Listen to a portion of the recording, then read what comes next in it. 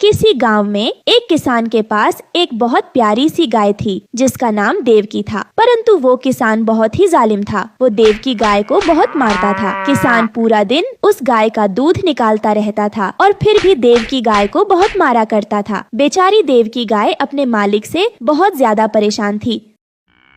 हाय रे, ये किस जन्म की पाप की सजा मिल रही है मुझे, जो मुझे इतना जालिम मालिक मिला है। मैं इसको कितना दूध देती हूँ, फिर भी यह मेरी फिक्र नहीं करता। मुझे इतना कम भोजन देता है और ऊपर से मुझे इतना जोर जोर से मारता है। मुझे बहुत दर्द होता है, लेकिन इस जालिम किसान पर कुछ भी फर्क नहीं पड़ता। पता नहीं इसकी इंसानियत कहाँ मर गई है। परंतु देवकी गाय ने अब यह फैसला कर लिया था कि अब वो ऐसी जिंदगी और नहीं गुजारेगी। बस अब और नहीं, मैंने अब फैसला कर लिया है। मैं अब इस किसान के साथ बिल्कुल नहीं रहूंगी। अपना पूरा जोर लगाकर आज रस्सी तोड़ दूंगी और फिर यहाँ से भाग जाऊंगी हमेशा के लिए, और फिर कभी दोबारा लौटकर यहाँ नहीं आऊंगी।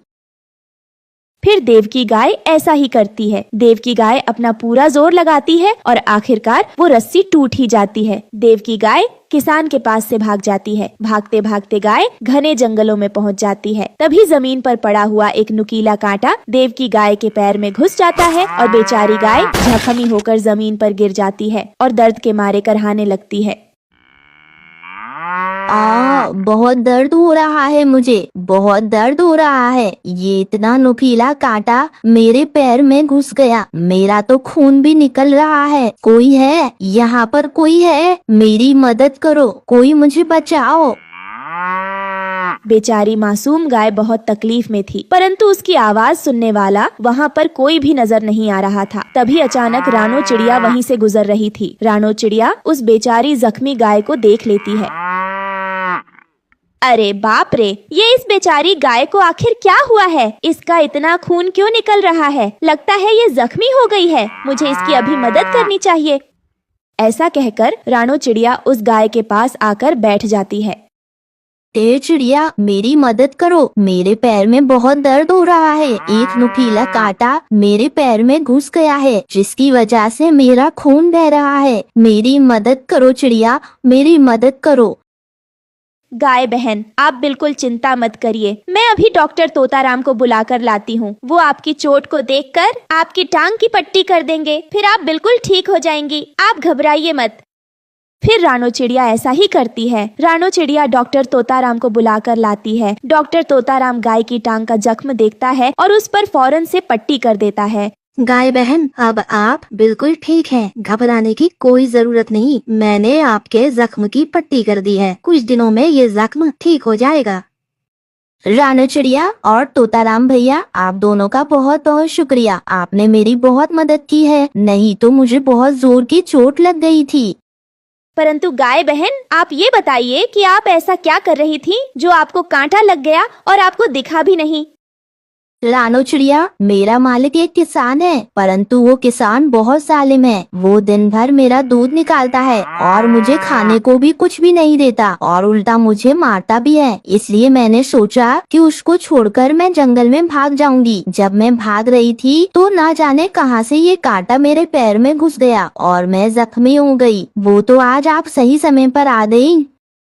आपने बिल्कुल सही किया गाय बहन। आपको ऐसे जालिम किसान के साथ नहीं रहना चाहिए था। जिस इंसान की आप इतनी मदद कर रही हो, उसको तो आपका एहसानमंद होना चाहिए था।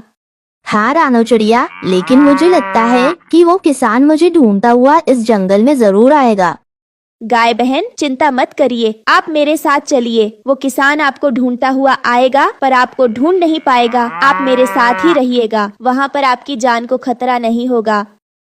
फिर देवकी गाय रानो चिड़िया के साथ उसके घर चली जाती है और रानो चिड़िया के आम पेड़ के नीचे ही रहने लगती है। ऐसे ही काफी दिन गुजर जाते हैं। अब रानो चिड़िया देवकी गाय का दूध जंगल के पक्षियों को बेचती थी। इस तरह वो अच्छे पैसे कमाने लगती है। वहीं कालू कौवा दूर पेड़ पर बैठा ये सब देख लेता है और रानो चिड़िया से जलने लगता है।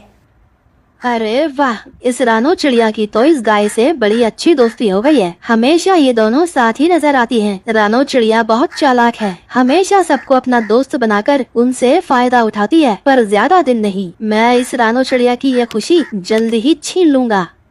वही दूसरी तरफ वो किसान अपनी गाय को जंगल में हर जगह ढूंढ रहा था, लेकिन किसान को अपनी गाय कहीं नहीं मिल रही थी।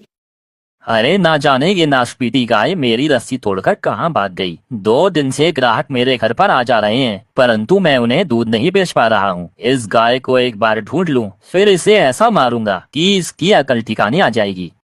तभी उस किसान को वो कालू कौवा मिलता है।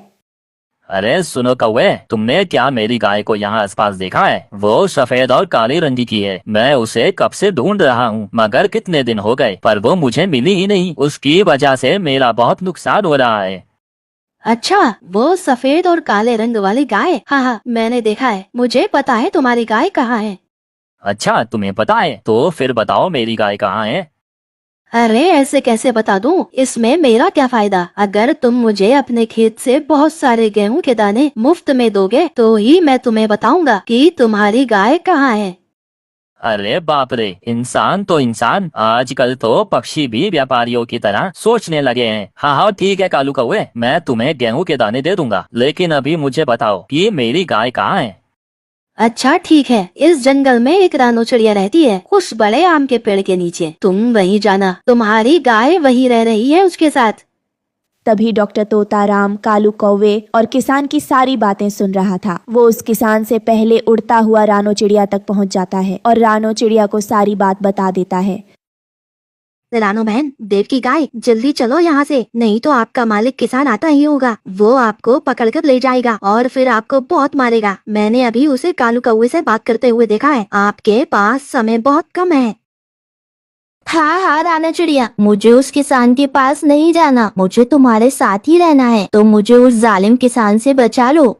देव की गाय, तुम घबराओ नहीं, चलो जल्दी से यहाँ से कहीं और चलते हैं, इससे पहले को वो किसान यहाँ पर आ जाए। फिर क्या था, रानो चिड़िया और देव की गाय वहाँ से फौरन निकल जाते हैं। कुछ समय में जब किसान पूरे जंगल में आम का पेड़ ढूंढता हुआ वहाँ पर पहुँचता है तो न उसे वहाँ रानो चिड़िया मिलती है और न ही उसकी देव की गाय। किसान को अब कालू कौवे पर बहुत गुस्सा आता है।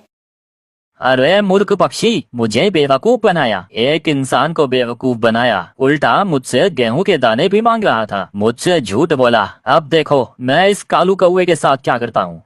फिर वो किसान गुस्से में कालू कौवे के पास पहुंचता है।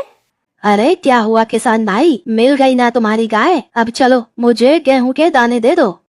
हाँ मेरे दोस्त, तुम्हारी वजह से ही तो मुझे मेरी गाय मिली है। चलो मेरे साथ, मैं तुम्हें गेहूं के दाने देता हूँ।